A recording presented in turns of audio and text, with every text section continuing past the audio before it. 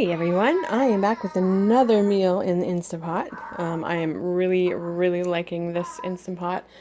Um, Honestly, I was a little scared of it at first, but it has proved to be so very easy, and I'm loving the recipes that come out of it. And I'm really happy to share it with you guys. So what we're going to make tonight is we are going to make roast beef dinner. We've got about 4 carrots cut up here, 4 pretty large carrots actually. 3-pound roast, and we've got some potatoes that's already peeled. We're going to be using some Knorr onion soup mix, 2 cans of Campbell's mushroom soup, and my all-time favorite things to spice things up: black pepper, garlic powder, table salt, and parsley flakes. What I'm going to do, I'm going to chop up the potatoes just a little bit more, so we will be right back to get things started. So we've got these chopped up just a little bit more, and what we're going to do to the potatoes is we're going to put just a little bit of salt in there. The potatoes are actually going to cook in this pot that I have. If you haven't gone out, if you have the Instant Pot and you haven't gone out and gotten a pot like this to fit inside of it, it will be your best friend. I am really liking to be able to do separate things in the Instant Pot when I'm cooking. Basically, sorry about that.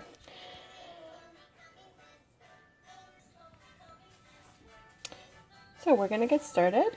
First of all, we are going to put the roast in the bottom. And my roast is a little bit on the frozen side. Actually, it's quite on the frozen side. I have cut it up into smaller pieces only to make it be able to cook a little bit more faster. Not sure about a whole frozen roast, which is why I cut it.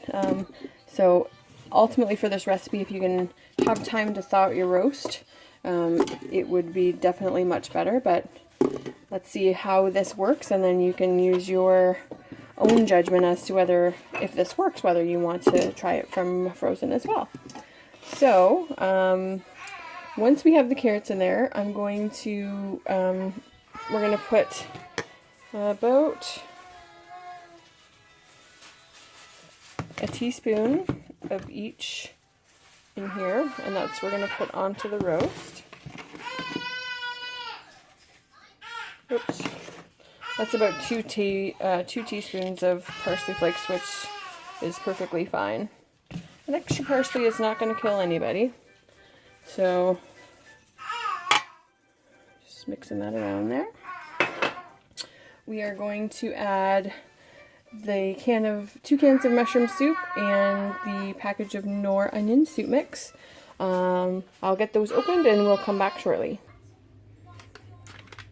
Okay, so we've got 1, 2, and the onion soup mix. Onion soup mix and cream of mushroom soup are one of my favorite things to cook with. It's just very tasty. Spice is all right. And yeah, I just find a lot of my recipes, I tend to gravitate to some of these items here. Okay, so we are going to set the potatoes just right on top of that.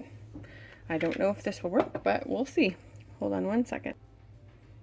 Okay, the only other thing we're going to add is I'm going to add 2 cups of water.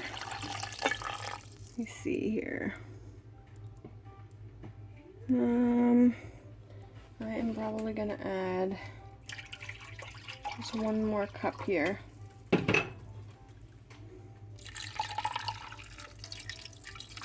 And I'm adding that to the bottom mixture. And I think the steam from that is going to cook the potatoes perfectly fine. So we're going to plug this sucker in here and get the lid.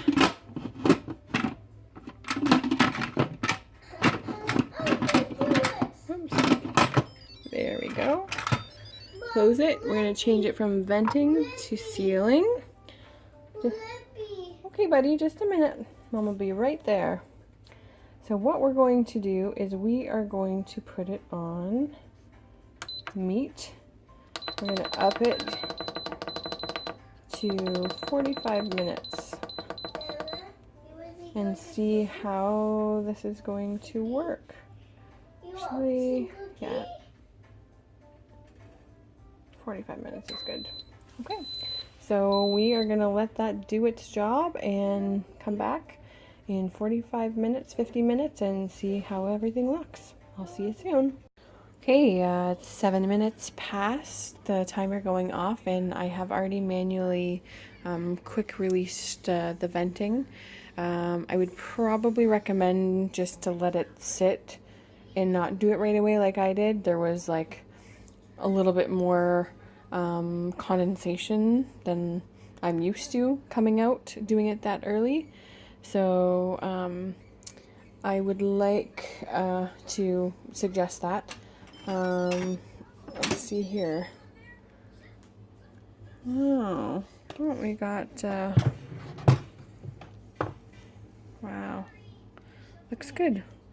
So let's get this out and then we'll see if it's cooking. Alright, so we got all the beef out, and it is perfect and like just falling apart beautifully. We have the juice left in. There's probably a little bit more juice than was necessary, so I probably would have taken out that last cup that I added. So instead of the 3 cups, I would do 2 cups. This is off now. What I'm going to do is I'm going to put it on saute, which would just warm up the bottom. And I'm going to add a little bit of water with about a tablespoon of cornstarch. I'm going to add that to that just to thicken that up. And so we can make a gravy. The carrots are still in there, but that's okay. I'll strain the carrots after. So once that gets bubbling up, we will have a nice gravy. And then what I'm going to do is I'm going to add about like huge heaping tablespoon of sour cream to the potatoes, and then a little bit of salt and a little bit of pepper. And I'm going to get my masher and mash those up. So here we go, the finished product. The gravy thickened up just nicely, and carrots and roast is beautiful. So this is all in one pot, and it smells and tastes delicious. So except for the fact that you go from 3 cups of water to 2 cups of water, this is a perfect recipe. All right, good luck, guys.